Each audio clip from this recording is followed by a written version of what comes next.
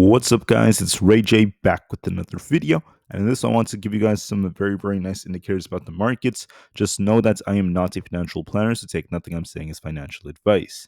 Anyways, SPY is currently at this gap resistance right over here. This is where the pre-market high was.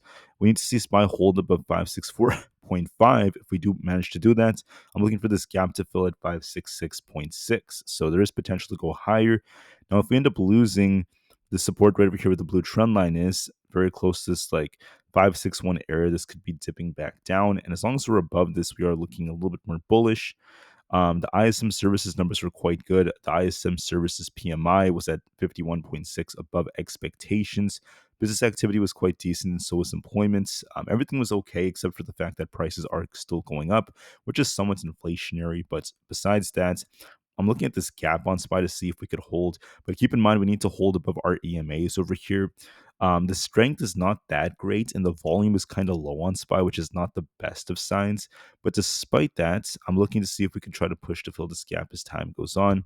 So keep that in mind. I would like to see that, but hopefully this is not like wishful thinking when I say this. But if anything, as long as we're above these EMAs, we do have the potential to try to push towards 566.6. So keep that level in mind. On the QQQ, it's the same thing. Now, if we lose 485, that would be a bad sign. I want to see us hold 485.8 at the very least. And then once again, you want to continue to break above 487 to push for 489. There is some upside potential on this chart unless we end up losing support at this 483 area. I do want to call out that the volume is not that good and we're not showing as much strength as I would prefer, but there is potential to fill that gap if we could hold above these EMAs. On the IWM, notice we're pushing to fill the gap as well. If we lose 199, we're looking for a dip back down, but there is potential to push for 200.5 if this continues.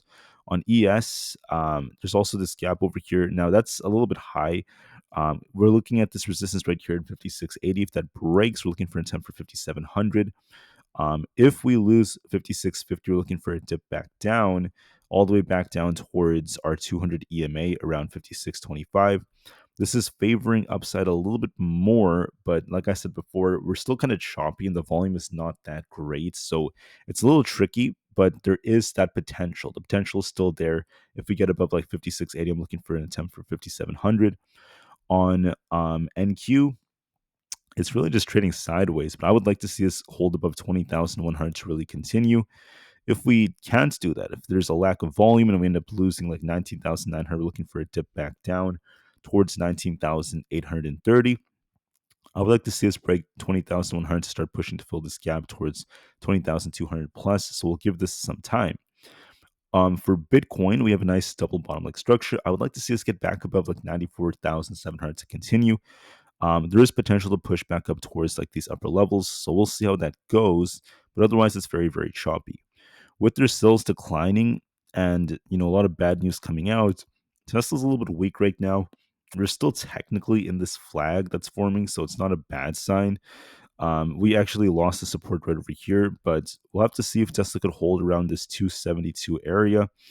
I was anticipating it dipping to like 280, but it actually went a little bit below that. So we're still in this flag. We need to break 292 to be bullish. And as long as we can hold 272, there's still potential for us to try to maintain this. I just don't want to see us lose 270. So overall, we're doing a decent job so far. On NVIDIA, we came down a bit. I would like to see us break 115 to continue to push. If we lose 111, we're looking for a dip back down. But overall, we're just kind of choppy right here. Let's see if 115 breaks. For Apple, we're kind of dipping right here. We're looking for this move down here towards 194. I'd like to see us get back above 200 to rebound. It's still kind of lackluster. For Coinbase, we're flat right now, but we're actually forming a flag as well on this. I would like to see us hold support right here around 198. So it might dip towards that 198 to 200 area, and we'll see if we could bounce there. Amazon's choppy, but there is potential to push for like 190. It's just pretty much flat in a consolidation phase. If we lose 185, we're going to be dipping back down, but I do see some sideways price action. Meta dips to about 587, so it came just short of my like 580 target from yesterday. But now it's trying to rebound, so we'll see if we could hold above 600 if that breaks.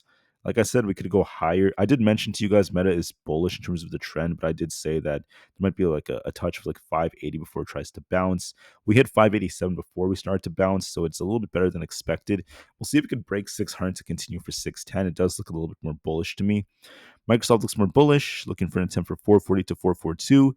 Google's also holding this trend line, so I want to see if this could get back above 167.5. I also want to call out the VIX. Okay, there's a gap over here on the VIX. It's trying to fill it, so I do think this might dip a little bit more towards 22.6, and the market may continue to push as a result. But like I said before, I'm not super confident about this push, even though we are showing some signs of it.